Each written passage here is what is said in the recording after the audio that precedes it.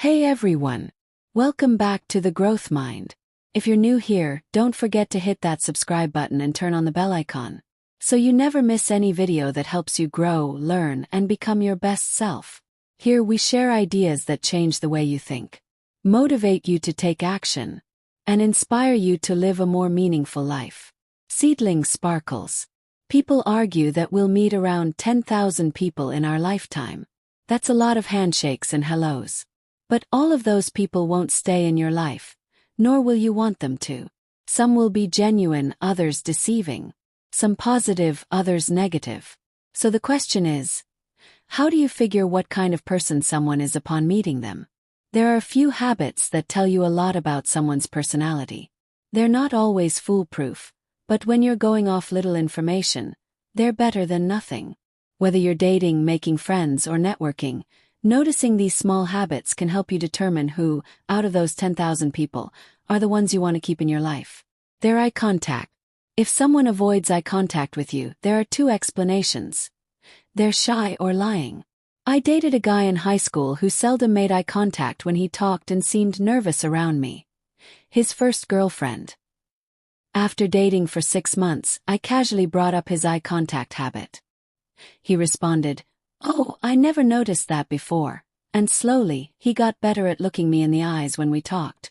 On the other hand, I've met many shady people who speak with confidence but look away when they talk.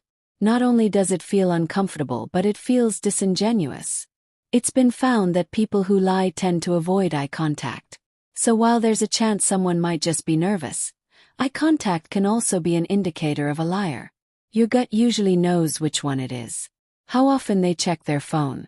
Phone addiction is a real issue and indicates a slew of things about someone.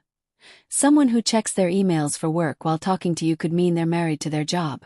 While that suggests they're dedicated, it's also a sign their mind is frequently elsewhere. Scrolling through social media while you're together could be a sign someone is addicted to life behind their screen. They aren't able to fully enjoy the present, including your time together. And it's pretty rude. When a person puts down their phone and gives you their full attention, that shows they respect your time and are interested in what you're saying.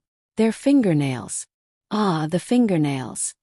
They hold a lot of insight into someone's personality. Someone who cares about their appearance will keep their nails cleaned and manicured. A person who suffers from anxiety might bite their nails very short. Hello, I am one of those people. And someone who doesn't have the best hygiene will have dirty nails. While nails are a small part of who someone is, they're a tiny indicator of their larger personality and cleanliness habits. How often they ask you questions. Think of a conversation where you left and realized you just listened to that person vent for 30 minutes. Did you enjoy being around them? Dale Carnegie wrote, "If you want to make people shun you, here is the recipe. Never listen to anyone for long. Talk incessantly about yourself." Why does that hold true? Because when someone doesn't ask you questions, they're telling you A, they don't care what you have to say, and B, they think very, very highly of themselves. A relationship, platonic or romantic, isn't one-sided. It's a give and take. You want to talk about yourself, in fact it feels good too. Just as much as learn about the other person. Their handshake. Aggressive handshakes weird me out, and weak ones come in at a close second. Someone with a firm handshake that feels like they'll break my hand comes off like they have something to prove. A person with a weak one feels unconfident, shy, or like they don't want to meet me. A University of Alabama study found that people with firm handshakes do tend to be more extrovert, and weaker handshakes are indicators someone is neurotic or quiet. As for the rest of the handshakers, well, you'll just have to pay attention to their other habits to find out more about them. How they handle differences in opinion. An ex-boyfriend of mine had strong opinions. He believed Western medicine was garbage. That grains were the culprit of many human illnesses. He thought people who weren't in peak physical condition were lazy, horrible people. I know, quite the fun guy. But what made matters worse was that he couldn't handle my differences in opinions. I tell him that grains had many health benefits, especially for vegans, or that some people, no matter how hard they work out, can't have 6% body fat. And that didn't make them a bad person. Instead of agreeing to disagree, He argued that I was stupid and didn't know anything about health. Everyone will have differing opinions on certain subjects, but not everyone will make a big fuss over it. If they do, it's a sign of a big ego and an inability to see things from a different perspective. The way they treat the busser. Usually, people talk about the way someone treats a waiter as an indicator of their personality.